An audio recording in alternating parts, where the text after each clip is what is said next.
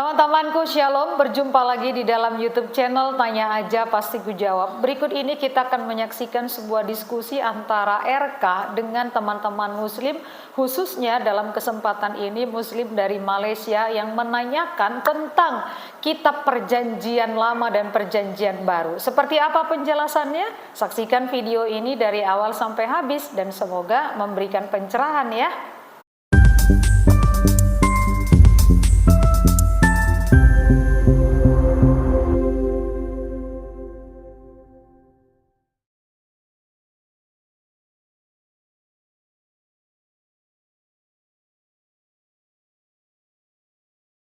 Kami kadang itu dengan logatnya Bang RK soalnya. Oke, Bang. Selamat malam. Assalamualaikum. Waalaikumsalam. Bisa buka kameranya, Bang? Buka kameranya, Bang. Dari tadi kan Abang mau naik ya, saya perhatikan. Tapi mungkin ini mau keras. Ya. Silakan. Nah, silakan, Bang. Boleh didengar ya?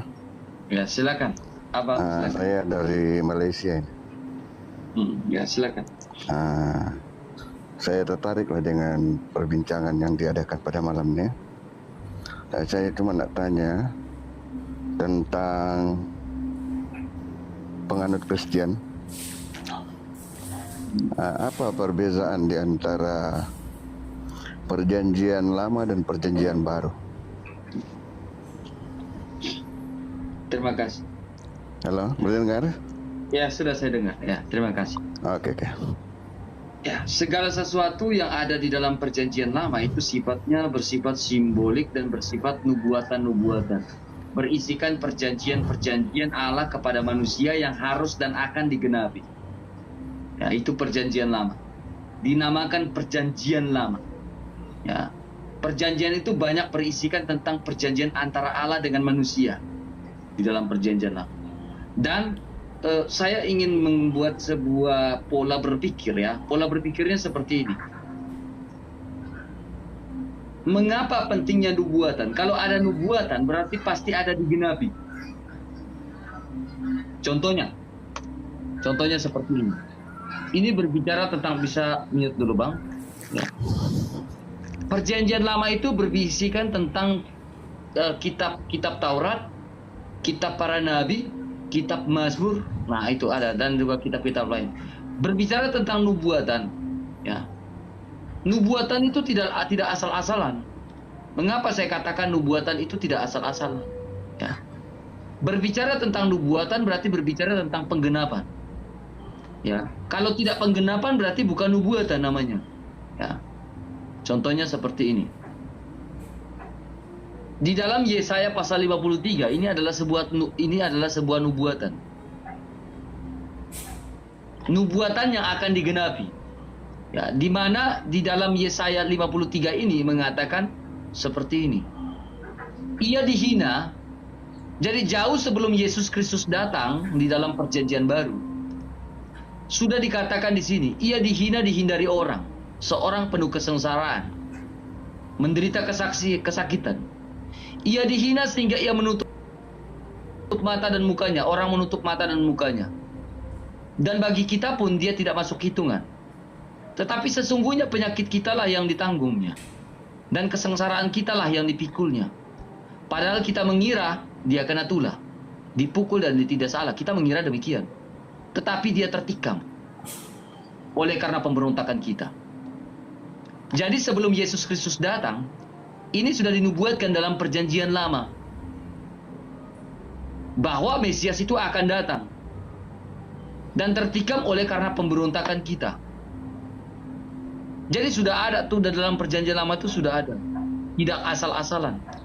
Kemudian kita perhatikan lagi, nubuatan apa lagi tentang Yesus Kristus yang akan digenapi. Nah, kita perhatikan di dalam Yesaya. Ini berbicara tentang Ha'alma. Saudara-saudara, saya selesaikan dua bukti ya, supaya kita memahami. Sebab Tuhan sendirilah yang akan memberitahukan kepadamu suatu pertanda. Ya. Sesungguhnya seorang perempuan muda, ini dalam bahasa Ibrani, perempuan muda ini namanya Ha'alma, seorang perawan. Ya. Jadi Maria, Bunda Maria dikandung tanpa noda. sudah dinubuatkan di dalam Yesaya 7 ayat 14. Ia akan mengandung dan melahirkan seorang anak laki-laki, dan ia akan menamakan dia Immanuel. Ini jauh sebelum kedatangan dan kabar gembira dari malaikat Gabriel, jauh sebelumnya sudah dinubuatkan. Nubuatan ini digenapi di dalam kitab Lukas. Nah, kitab Lukas itu berbisikan tentang pengalaman Yesus Kristus dan murid-muridnya. Nah, kitab Lukas itu menggenapkan pembahasan di dalam Yesaya 7 ayat 14, di mana malaikat datang dan mengatakan Yesus Kristus, beri nama dia itu adalah Immanuel. Tapi jauh sebelumnya itu sudah dinubuatkan. Dari perjanjian lama itu berisikan perjanjian antara Allah dengan manusia. Dan nubuatan itu haruslah digenapi di dalam perjanjian baru. Gitu, Bang. Oke, saudara. Daripada ada ayat yang dibacakan tadi itu kan, siapa yang dimaksudkan dengan dia dan kami di dalam yang kita bacakan tadi? Dia yang mana? Oke. Yang kamu baca tadi tuh, Oke, dia terima kasih. yang kamu maksudkan dalam ayat itu dan kami di situ. Ini ya, dia ya. Oke. Ini kan Bapak lihat di sini dia ya. Dan ia akan menamakan dia itu Immanuel. Dia ini huruf besar. Ini dalam perjanjian lama, ini dalam perjanjian baru. Sesungguhnya anak darah akan mengandung dan melahirkan seorang anak, dan ini penggenapannya. Dan mereka akan menamakan dia Immanuel, yang berarti Allah menyertai kita. Ini berbicara tentang di mana kelahiran Yesus Kristus dan kabar gembira itu. Ini waktu perempuan muda. Ha'alma dalam Yesaya 7 ayat 14. Dia itu adalah Yesus Kristus. Baiklah. Oke, baik Tuhan. Digenapi. Begini. Kalaulah kami dalam Islam kan, dalam Islam, Al-Quran itu adalah kalamullah yang disampaikan melalui malaikat kepada Nabi Muhammad, malaikat Jibril kepada Nabi Muhammad. Dan kadang-kadang juga wahyu itu diturunkan melalui mimpi Rasulullah. Itu cara macam mana diturunkan ayat Al-Quran itu.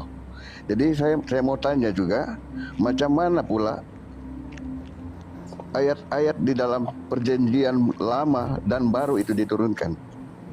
Oke, terima kasih banyak. Berbicara tentang perjanjian lama. Perjanjian lama itu berdasarkan ilham dari Roh Kudus kepada para nabi. Dan salah satu contohnya adalah pengalaman bangsa Israel. Ya, abang biasa dengar dulu ya. Pengalaman bangsa Israel dengan Allah. Sehingga kita tahu. Jadi sebelum adanya Alkitab yang kami kenal ini, yang secara fisik ini, orang Kristen itu sudah ada yang namanya tradisi. Dimana kalau berbicara tentang tradisi, kami percaya kepada tradisi suci. Tradisi suci itu berdasarkan pengalaman bangsa Israel. Ya, pengalaman bangsa Israel. Dan juga kami mempercayai pengalaman Yesus Kristus dan juga murid-muridnya. Nah, kita mulai itu sebuah latar belakang. Pengalaman bangsa Israel itulah yang direfleksikan dan dituliskan di dalam Taurat itu berdasarkan ilham Roh Kudus. Oke, begini Tuan. Sabar Pak. Oke. Saya tidak akan tanya iman Anda, Pak. Kalau saya tanya iman Anda, mungkin Anda akan pusing. Jadi Anda tenang dulu, ya. Poin kedua, Pak. Ya, poin kedua, kita berbicara tentang apa, Pak? Tentang perjanjian baru.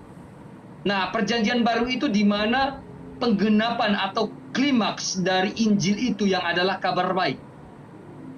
Mengapa saya katakan klimaks dari Injil kabar baik itu klimaksnya? Klimaksnya itu di dalam Yohanes 1 ayat 14. Di mana kan sabda itu telah menjadi manusia, menjadi daging dan diam di antara kita. Nah, kita berbicara tentang sabda yang telah menjadi manusia. Di situ penggunaan dalam bahasa Ibraninya mengatakan basar fusyakan betok. Basar itu artinya daging. Ya, diambil bisa dikatakan sebagai besora. Besora itu ada di dalam perjanjian lama. Di dalam Kejadian pasal 3 ayat 15. Di mana ketika manusia pertama jatuh ke dalam dosa, Allah menjanjikan kabar baik. Dan orang Taurat, orang dalam perjanjian lama di dalam bahasa Ibrani, mengenal kata besora itu dengan sebutan diartikan sebagai kabar baik. Nah, penggenapan dari basar atau besorah itu, gemah kabar baik itu, ada di dalam Yohanes 1 ayat 14, di mana sabda itu menjadi manusia. Penggunaan kata yang dipakai adalah basar, pesyakan, betoknu. Klimaks dari Injil adalah ketika sabda itu menjadi manusia. Arti dari Injil itu adalah sabda menjadi manusia. Saya tegaskan baik-baik. Arti Injil menurut orang Kristen, menurut Alkitab, menurut etimologi, kajian bahasa, artinya sabda menjadi manusia. Itu artinya Injil. Jadi saya tidak tahu arti Injil menurut Islam seperti apa, saya tidak tahu.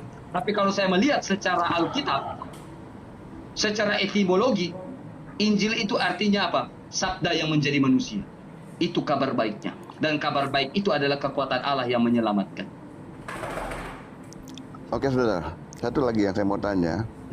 Adakah kedua-dua kitab ini, Perjanjian Lama dan Perjanjian Baru, dinamakan sebagai Injil? Adalah juga Perjanjian Lama. Injil. Oke, terima kasih. Di dalam Perjanjian Lama, ya, Injil ini, Pak, berbicara tentang Injil, Pak, ya. Ya, saya buka datanya, ya. Ini di dalam Kejadian 3. Oke, Besora. Oke. Berbicara tentang Injil, Pak. Injil sudah ada dalam Perjanjian Lama atau tidak? Injil itu sudah ada dalam Perjanjian Lama, Pak. Kenapa? Apakah saya punya dasar? Injil sudah ada dalam Taurat nggak? Ada. Injil ada di dalam Taurat. Injil ada di dalam Perjanjian Lama. Ya, kata Injil itu kita melihat ya dalam segi bahasa itu namanya Euangelion. Euangelion ini dikatakan sebagai kabar baik. Ya. Kemudian di dalam sebuah Septuaginta, Septuaginta atau LXX, itu menggunakan kata Besora. Besora ini artinya Euangelion.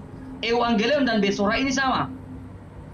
Nah, apakah Injil atau Besora ini ada di dalam Perjanjian Lama? Ada. Contohnya 2 Samuel pasal 4 ayat 10. Ya, di dalam 2 Samuel 4 ayat 10 mengatakan ketika ada kabar, ada orang yang membawa kabar baik. Kabar baik itu diterjemahkan evangelizo. Nah, evangelizo itu atau evangelia itu diterjemahkan sebagai Besora atau kabar baik. Jadi Injil ada di Perjanjian Lama? Yes. Bahkan di dalam Kejadian 3 ayat 15 ketika manusia pertama jatuh ke dalam dosa, Allah sudah menjanjikan Injil. Allah sudah menjanjikan juru selamat. Jadi gemak kabar baik itu ada di dalam kitab Taurat Kejadian 3 ayat 15. Besora itu sudah ada. Jadi Allah tidak pernah menjanjikan sebuah agama ketika manusia itu jatuh ke dalam dosa. Tidak ada. Kau buka dalam Taurat dari ujung sampai ujung, Anda tidak akan menemukan Allah menjanjikan sebuah agama agar manusia itu selamat. Tidak ada. Tetapi yang Allah janjikan itu Besora di dalam Taurat. Dan Besora itu artinya kabar baik. Tuan. Klimaks dari kabar baik itu Yohanes 1 ayat 14. Sabda menjadi manusia. Itu janji Allah. Oke, Tuan. Di dalam Perjanjian Lama, Yes. ada disebutkan Allah di dalam Perjanjian Lama? Oke. Ada? Berbicara Ada, tentang kan? Perjanjian Lama, Pak. Ini berbicara Tunggu, tentang oke. Oh, silakan, mangga. Tunggu, Selesaikan Tuan. dulu. Oke, selesaikan dulu kan.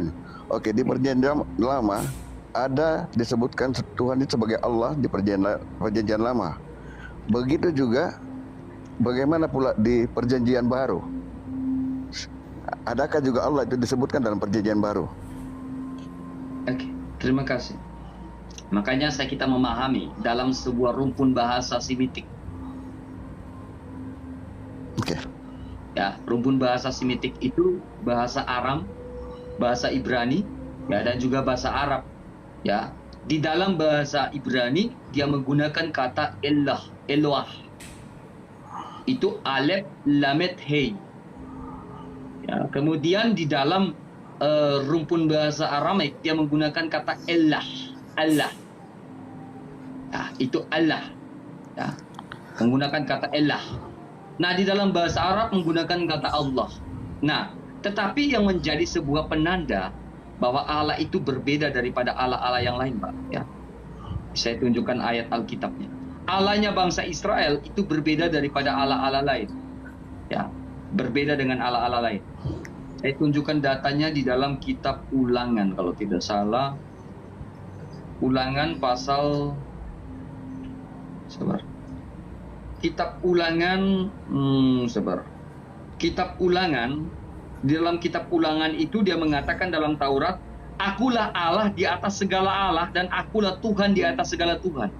Aku di Allah di atas, aku elah di atas segala elah. Aku Tuhan di atas segala, aku Tuhan di atas segala Tuhan. Jadi Allahnya bangsa Israel itu memberikan sebuah penanda bahwa saya ini elah di atas elah. Saya ini Tuhan di atas segala Tuhan. Tuhan Menjadi bangsa sebuah Israel. penanda yang berbeda. Oke. Maknanya Tuhan bangsa Israel itu adalah Tuhan di atas segala Tuhan. Yes, ada. Oke, Tuhan bangsa Israel lah kan. Jadi Tuhan orang Kristen macam mana pula? Yesus Kristus mengatakan dia adalah Tuhan segala Tuhan, Raja segala Raja, karena dia adalah Alfa dan Omega. Jadi Di dalam pasal 1 ayat yang ke-8. apa bezanya dengan Tuhan? Apa bezanya dengan Tuhan di dalam perjanjian lama tadi? Bangsa Gini, Israel Pak. itu. Gini. Berbicara tentang Tuhan, Pak ya. Tuhan itu menurut Bapak nama atau gelar, Pak? Tidak, apa yang kita maksudkan Tuhan? Ya, saya ingin Bapak memahami dengan baik dan benar. Menurut Bapak, yang kita Tuhan itu yang kita sebuah paham nama Tuhan atau ini. gelar? Pak, coba fokus. Tidak, yang Pak, kita fokus. paham ini. Yang saya paham Saya memahami, Tuhan Pak. itu. Saya memahami, Pak ya. Iya, Saya akan tunjukkan iyalah. data di dalam Taurat, Pak ya. Oke. Jadi Bapak memahami dengan baik. Saya ingin sebelum saya menunjukkan data di dalam Taurat, di dalam kitab Ulangan, pasal 28 ayat 58. Menurut Bapak, Tuhan itu nama atau gelar, Pak? Apa, Pak? Maksud Menurut Maksudnya Bapak, Tuhan itu Tuhan. nama atau gelar, Pak? Allah itu Tuhan bagi Saya kami. tanya Tuhan, saya nggak Yang- nanya Allah, saya nanya Tuhan. Tuhan. Tuhan itu yang kami sembah. Yang kami Tuhan. sembah. Bukan kalau dikatakan sebagai nama bagi Tuhan kami adalah Allah.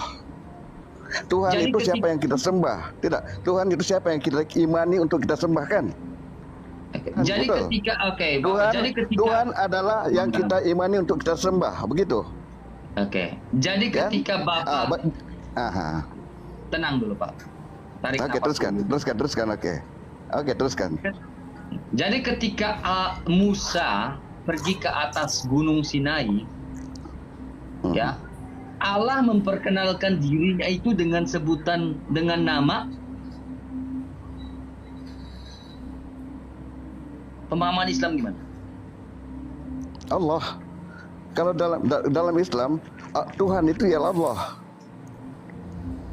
Pak, Alkitab mencatat seperti ini, Pak ya. Alkitab mencatat seperti ini. Iblis pun tahu bahwa Tuhan itu adalah Allah. Iya, betul. Iblis pun tahu bahwa Allah itu ada, Allah itulah yang menciptakan langit dan bumi. Betul. Yang saya tanyakan adalah, Pak, ketika Musa diperkenalkan oleh Allah di atas gunung itu, dia memperkenalkan dengan sebutan apa, Pak? Allah?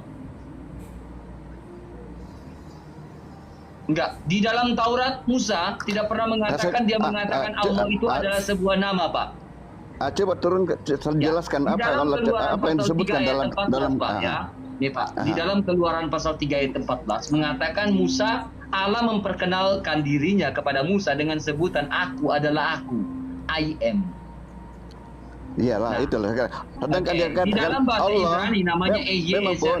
Pak. Pak, dengar baik-baik biar belajar, Pak ya. Di dalam bahasa Ibrani namanya Ezer. Aku adalah aku. Sehingga berbicara tentang aku adalah aku ini merujuk dalam pernyataan Yesus Kristus di dalam kitab Yohanes 7 kali penekanan Yesus Kristus. Dia mengatakan aku, I am, aku adalah roti kehidupan. Ezer ini diterjemahkan dalam bahasa Inggris namanya I am. Bahasa Inggris, bahasa Yunaninya dia menggunakan ego eimi. Ya, aku ada, akulah Tuhan, aku adalah aku. Jadi Yesus Kristus memberikan penekanan dalam perjanjian baru. Aku adalah roti kehidupan, aku adalah pokok anggur, akulah jalan kebenaran dan hidup, aku adalah pokok air kehidupan. Jadi penekanan aku I am ini selaras dengan pernyataan ketika Allah memperkenalkan dirinya kepada Musa dengan sebutan I am. Sehingga Yesus Kristus dengan tegas lagi mengatakan di dalam Yohanes pasal 8 ayat 24, Jikalau kamu tidak percaya bahwa aku anihu, akulah dia, anihu ego emi, akulah dia menggunakan kata ganti pertama tunggal, hi dia ketiga tunggal, anihu akulah dia ego emi, akulah I am itu, maka kau akan binasa dan mati dalam dosamu. Yesus Kristus dengan tegas mengatakan akulah I am. Makanya dia bilang sebelum Abraham jadi, menggunakan bahasa Yunani namanya genestai. Sebelum Abraham jadi, genestai itu dalam bahasa Inggrisnya namanya was. Itu to be bentuk lampau. Genestai itu to be bentuk lampau. Bahasa Inggrisnya was. Yesus Kristus mengatakan dalam kitab Yohanes, sebelum Abraham ada, genestai, was, I am. Aku telah ada. Apakah? Makanya ada pertentangan pada saat itu dengan orang Yahudi. Kamu umurmu belum sampai. Bagaimana mungkin kamu mengenal siapa Abraham? Lalu, bagaimana kita melakukan klarifikasi bahwa Yesus Kristus sudah pernah bertemu dengan Abraham? Abraham sudah bertemu dengan Yesus. Kejadian pasal 18, Pak. Di mana memranya Tuhan, firman-Nya Tuhan, ya, itu bersama-sama dengan Abraham, bahkan makan bersama-sama, mengambil rupa manusia dan makan bersama-sama dengan Abraham pada saat itu. Pribadi kedua pada saat itu. Sehingga dapat dikonfirmasi. Ini kita sudah bicara tentang teologi perjanjian lama dan juga teologi perjanjian baru. Tidak. Oke. Yang Tuhan makan bersama-sama Abraham itu dinyatakan di perjanjian lama. Yes, Kejadian pasal 18 yang dikonfirmasi oleh Yesus Kristus di dalam kitab Yohanes. Maknanya Jadi gini, Pak. Tuan, begini, Jadi gini, Pak. Jadi di dalam perjanjian lama itu, Pak. Sebelum begini. Saya ingin buat Bapak mengerti lagi, Pak. Saya ingin buat Bapak mengerti lagi. Di dalam perjanjian lama itu, yang menjadi penjembatan antara Allah sang sumber, Bapa sang sumber yang bersemayam dalam terang yang tak terhampiri itu, yang menjadi jembatannya itu adalah firman-Nya. Firman-Nya lah yang menjadi penjembatan antara manusia dengan Allah. Firman-Nya ini dikatakan sebagai Kristofani atau Teofani. Apakah Teofani ini bisa dipercayai? Yes, orang Yahudi pun mempercayai Kristofani dan Teofani, Pak. Sebenarnya saya malas, Dr. Bambang Nursena mengatakan janganlah menjelaskan tentang teologi perjanjian lama kepada orang-orang teman kalian, maaf, di umat Islam, jangan. Tetapi saya wajib menjelaskan ini, Pak. Karena berbicara tentang di dalam teologi perjanjian lama ini, Pak, di mana ketika sang firman itu pribadi kedua itu, memraknya Allah itu menjadi jembatan antara Allah dengan manusia. Apakah orang Yahudi mempercayai itu? Yes. Di mana firman-Nya Allah itulah yang membebaskan bangsa Israel keluar dari perbudakan tanah Mesir. Bahkan targum-targum Yahudi pun menuliskan itu. Kemudian yang menjadi sebuah logika, kenapa Kristofani atau Malak Adonai itu, teman-teman Kristen pasti memahami. Terserah Bapak tidak paham, tidak apa-apa. Di dalam perjanjian lama, kita kenal sebelum Yesus Kristus datang, ya, secara hakikat sabda itu menjadi manusia. Kristofani itu selalu menampakkan diri kepada Abraham, kepada Gideon, kepada Yakub, kepada Yusuf. Selalu menampakkan, memraknya Allah itu selalu menampakkan diri, bahkan berbicara dengan Adam, Gideon, Yusuf, Yakub, dan lain-lain. Ya. Nah, ketika kedatangan Yesus Kristus, sabda itu menjadi manusia, klimaks dari Injil itu, Malak Adonai itu sudah tidak muncul lagi. Kenapa? Karena penggenapannya sudah ada di dalam Yesus Kristus. Sehingga Malak Adonai itu tidak muncul lagi di dalam bangsa Israel. Saya pikir kalau Bapak memahami Taurat dengan baik, membaca Taurat dengan baik, Bapak akan memahami dengan baik penjelasan saya. Karena penjelasan saya tidak akan mengambil dari kitabnya Bapak. Tapi pure saya ambil dalam kitabnya saya, Pak. Berdasarkan tradisi dan tradisi suci. Pengalaman bangsa Israel itu yang dicatat di dalam Taurat, kitab para nabi, dan juga dilanjutkan oleh targum-targum itu. Iman saya nggak akan goyah karena saya memahami pribadi pertama, pribadi kedua, pribadi ketiga di dalam Taurat. Betul. Masing-masing lah dengan kepercayaan kan. Nah, masing-masing dengan kepercayaan. Oh, satu perkara lagi Tuan. Saya mau tanya tentang maksud kudus yang disebutkan di dalam agama Kristen. Apa dia kudus? Suci, holy. Suci, bersih. Ya. Oke. Jadi boleh jadikah yang suci itu keluar daripada tempat yang kotor? Oke, terima kasih. Pertanyaan yang sangat bagus, Pak. Itu pertanyaan yang sangat bagus. Saya suka pertanyaan itu. Dan orang Kristen pun wajib mendengarkan dengan baik di bawah. Bisa mute, Pak? Oke. Ini pertanyaan sangat bagus. Untuk orang Kristen pun wajib mendengar. Allah itu di dalam perjanjian lama, Pak. Nih, Pak, saya tunjukkan datanya saja. Biar Bapak tidak bingung, ya. Ini yang namanya sabar. Kerubi. Oke.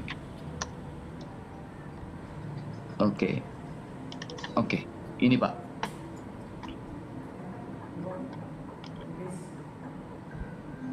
Ini, Pak. Saya balikan datanya, Pak. Ini kita berbicara tentang ruangan Maha Kudus, Pak. Oke.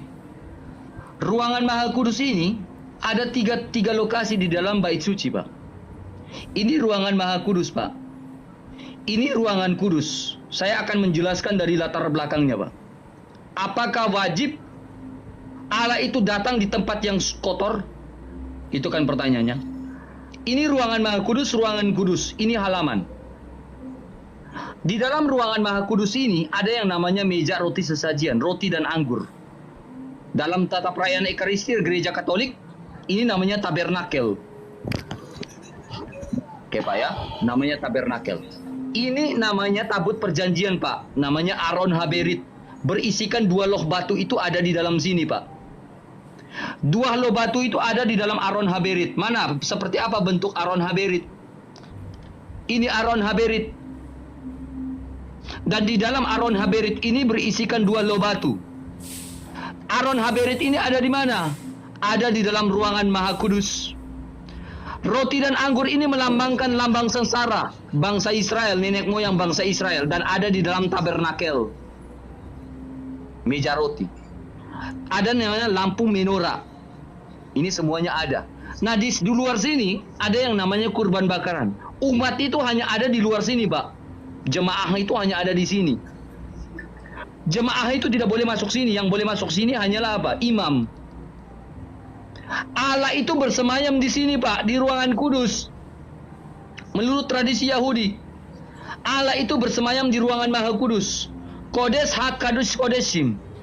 Kodes HaKodeshim. Allah itu bersemayam di sini. Yang menjadi pertanyaan saya adalah, apakah sabda yang menjadi manusia itu dia bersemayam di tempat yang tidak kudus? Salah. Allah bersemayam di tempat yang kudus. Bunda Maria mengandung tanpa noda, ya Maria, sucikanlah badanku dan kuduskanlah jiwaku dalam tradisi Gereja Katolik. Maria mengandung tanpa noda, sehingga dikatakan sebagai Ha-Alma, perawan tersuci. Kenapa? Karena berbicara tentang janji Allahnya di sini. Nih, kenapa saya katakan Maria itu suci? Nih, Pak. Allah itu tidak akan sembarang bersemayam, Pak. Sabda itu tidak sembarang bersemayam. Kejadian pasal 3 ayat 15 mengatakan apa? Aku akan mengadakan permusuhan antara engkau dan perempuan ini. Jadi setelah manusia pertama jatuh ke dalam dosa, Allah menjanjikan Besorah yang saya bicarakan tadi. Besorah itu melalui keturunan perempuan. Nah, ini yang kita bicara di dalam Yesaya pasal 7 ayat yang ke-14 berbicara tentang Ha-Alma tadi. Yesaya 7 ayat 14. Nah, ini yang namanya Ha-Alma, lewat perempuan muda yang mengandung. Berdasarkan ini dalam kitab Yesaya, di dalam kitab Kejadian itu namanya apa? Perempuan ini yang akan meremukan kepala ular, tumitnya. Jadi, ketika Allah itu, Maria itu dikatakan sebagai apa? Tabut perjanjian Allah. Maria itu dikatakan sebagai hakikat dari Aron Haberit, di mana Allah bersemayam di dalam rahimnya Maria. Makanya Maria, Bunda Maria dikatakan sebagai Ha-Alma berdasarkan nubuatan dalam perjanjian lama lewat keturunan perempuan. Maria mengandung tanpa noda, ya Maria, sucikanlah badanku dan kuduskanlah jiwaku. Jadi Allah bersemayam di rahimnya Maria, sehingga Maria itu dikatakan sebagai Bunda Allah, dikatakan sebagai Theotokos. Allah bersemayam di tempat yang layak, Allah bersemayam di tempat yang kudus. Karena memang dari awalnya seperti itu. Oke. Jadi Dari banyaknya wanita, Pak. Oke. Ya, siapa? Tuan, Tuan. Terakhir. Last. Saya mengambil satu buku, Pak ya. Saya mengambil satu buku. Dalam buku ini, Pak, jadi kita mengatakan sebagai Bunda Maria, sebagai perawan tersuci. Ya, ini buku dari Islam sendiri, Pak. Ibnu Katsir, Pak. Ya. Ibnu Katsir ini di halaman yang ke-937 mengatakan sesungguhnya Allah telah memilihmu, yakni mengkhususkan dirimu, menyucikanmu, karena memang Allah akan bersemayam di situ. Lalu dikatakan seperti apa? Maria adalah wanita terbaik seluruh dan sepanjang masa. Selaras dengan perkataan Alkitab mengatakan apa? Berbahagialah engkau di antaranya banyak wanita. Dan terpujilah, karena terpujilah buat tubuhmu Yesus. Karena berbicara tentang apa? Theotokos, Aron Haberit, di mana Allah bersemayam di tempat yang kudus. Makanya Maria itu adalah bunda segala bangsa. Seperti itu, Pak. Oke ya. Maknanya memang kita pun kita imani juga. Ya. Puji Tuhan, kita sudah mendengarkan penjelasan yang baik mengenai Alkitab orang Kristen, yaitu Perjanjian Lama dan Perjanjian Baru. Jadi kedua bagian ini, baik Perjanjian Lama maupun Perjanjian Baru, adalah dua yang saling berkesinambungan. Jadi Perjanjian Lama tidak bisa tanpa Perjanjian Baru, dan Perjanjian Baru juga sebenarnya tidak bisa dipisahkan dari Perjanjian Lama. Karena mengapa? Karena segala sesuatu yang terjadi dan yang digenapi di Perjanjian Baru itu merupakan nubuat-nubuat ataupun hal-hal yang sudah disampaikan oleh Allah melalui para nabinya yang akan terjadi dan yang akan digenapi pada Perjanjian Baru. Jadi segala sesuatu yang digenapi, baik kedatangan Tuhan Yesus yang menjelma menjadi manusia dan segala sesuatu yang dilakukannya setelah dia menjadi manusia, itu semua merupakan nubuatan dari Perjanjian Lama. Oleh karena itu teman-temanku, Perjanjian Lama maupun Perjanjian Baru adalah dua bagian yang harus selalu ada dan selalu berjalan bersama-sama.